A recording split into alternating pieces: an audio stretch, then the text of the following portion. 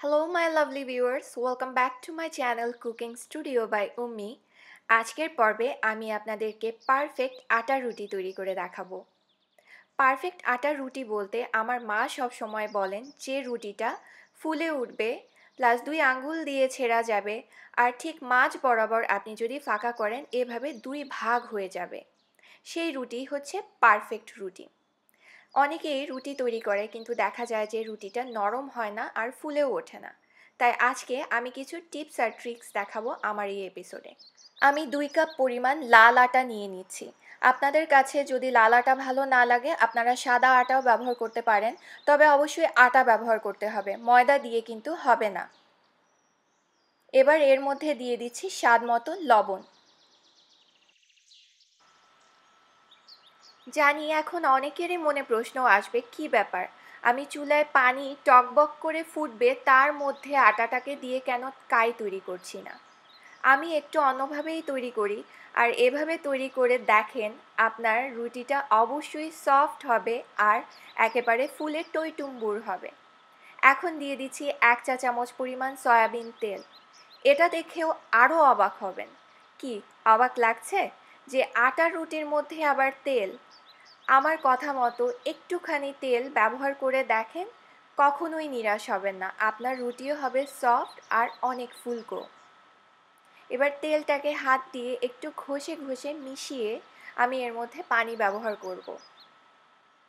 পানির পরিমাণটা আসলে নির্দিষ্টভাবে বলা যায় না, তারপরেও আমি যেহেতু 2 কাপ আটা নিয়েছি তাই 1 কাপ পানি নিয়েছি। নর্মালি এটাই একটা পরিমাপ ধরে নেওয়া হয়, যতটুকু আটা ব্যবহার করা হবে ঠিক তার অর্ধেক বা অর্ধেকের সামান্য একটু কম পানির দরকার হয়। তাই আমি 1 কাপ নিয়ে নিয়েছি। 1 কাপ পানি পুরোপুরি একবারে দিব না, অল্প অল্প করে মেশাবো আর অল্প অল্প করে আটাটাকে মিশিয়ে নিব। প্রথম পর্যায়ে আটাটাকে খুব জোরে জোরে পানির সাথে মেশানোর কোনোই দরকার নেই। প্রথম পর্যায়ে আলতো হাতে একটু একটু করে পানি মেশাতে হবে আর একটু একটু করে ময়ান দিতে হবে। আর হ্যাঁ, আমি যে পানিটা ব্যবহার করেছি এটা হালকা কুসুম গরম আছে।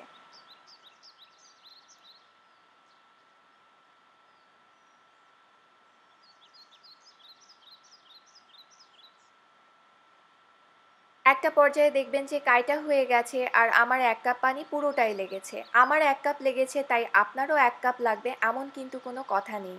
আটার কোয়ালিটির উপরেও পানির পরিমাণটা ডিপেন্ড করে। তাই একবারে না দিয়ে অল্প অল্প করে পানি মেশানোটাই ভালো। এবার এই আটার কাইটাকে ভালোভাবে মথে নিতে হবে।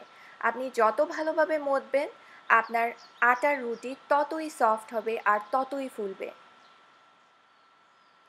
এক হাত দিয়ে ধরে আরেক হাত দিয়ে টেনে সামনের দিকে নিয়ে এরপরে ফোল্ড করে আবার আগের পজিশনে এনে সেটাকে ঘুরিয়ে আবার এভাবে করে মথে নিতে হবে।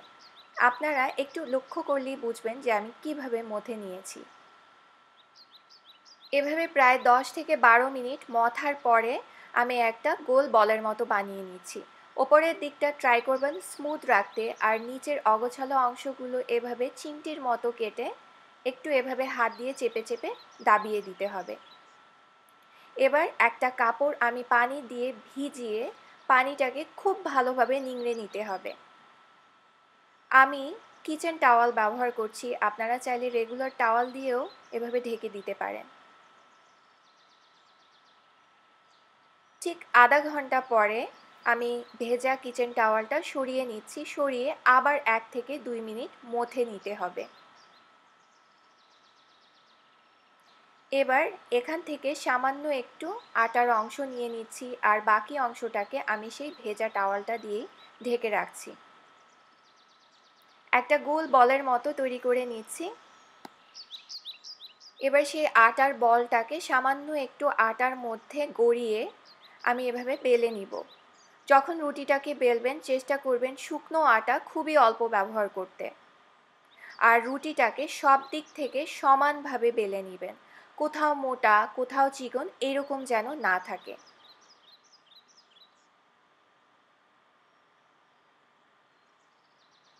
এবার এক্সট্রা ময়দাগুলো ঝেড়ে আমি এভাবে করে সবগুলো রুটি বানিয়ে নিব।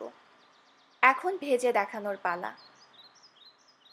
আমি একটা ফ্রাইং প্যান খুব ভালোভাবে গরম করে রুটিটাকে দিয়ে দিয়েছি, কিছুক্ষণ অপেক্ষা করতে হবে। একটু কাছে থেকে দেখাচ্ছি, দেখেন এই সাইড থেকে হালকা হালকা বুদবুদ দেখা যাচ্ছে। যখন 50%-এর মতো বুদবুদ দেখা যাবে তখন উল্টে দিতে হবে।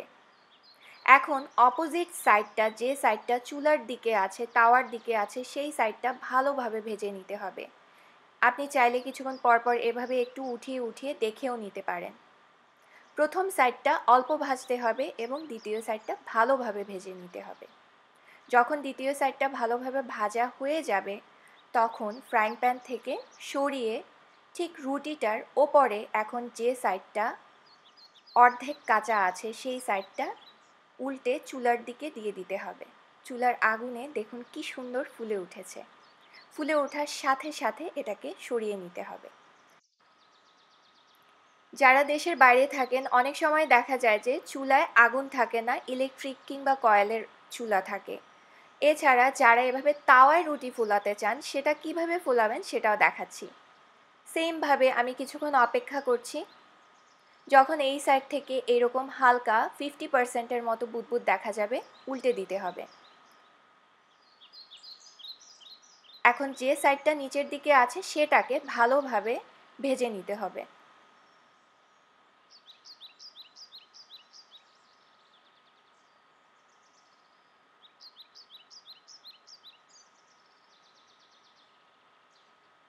সেই সাইডটা যখন হয়ে যাবে তখন আবার ওপরের সাইডটায় উল্টে দিয়ে একটা টিস্যু অথবা কাপড় দিয়ে সাইড থেকে এরকম চেপে দিতে হবে।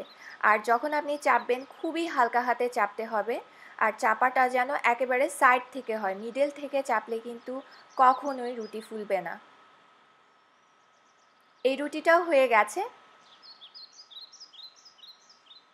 এবার দেখাচ্ছি ভেজে রাখা রুটি প্রায় 4 থেকে 5 ঘন্টা কিভাবে নরম রাখতে হয়। যে কোনো একটা বক্সে একটা টিস্যু বিছিয়ে তার উপরে গরম রুটিগুলোকে রেখে এভাবে ঢেকে দিতে হবে। এটা প্রায় 4 থেকে 5 ঘন্টা ভালো থাকবে। এখন দেখাচ্ছি যারা সংরক্ষণ করতে চান তারা কিভাবে সংরক্ষণ করবেন। একটা রুটি এভাবে দিয়ে একটা সাইড হালকা একটু ভেজে অপোজিট সাইডটা আবার উল্টে দিচ্ছি। ওই সাইডটাও হালকা ভেজে নিতে হবে। আমি একটু উল্টে দেখাচ্ছি। দুই সাইডে এরকম হালকা ভাজা হয়ে গেলে রুটিটাকে নামিয়ে ঠান্ডা করে নিতে হবে। এখন যে বক্সে আপনি রুটি সংরক্ষণ করবেন সেটার ওপরে একটু টিস্যু বিছিয়ে একটার ওপর আরেকটা রুটি এভাবে রেখে দিতে হবে। ভয় পাবার কিছু নেই, একটা রুটি আরেকটার গায়ে লাগবে না। আপনি চাইলে অনেকগুলো একসাথে বানিয়ে এভাবে 6 থেকে 7 দিন নর্মাল ফ্রিজে রেখে সংরক্ষণ করতে পারবেন। তবে যখন ভাজবেন নিচের রুটিগুলো আগে ভেজে আগে শেষ করবেন। দেখে নিলেন কিভাবে পারফেক্ট নরম ফুলকো রুটি তৈরি করতে হয়।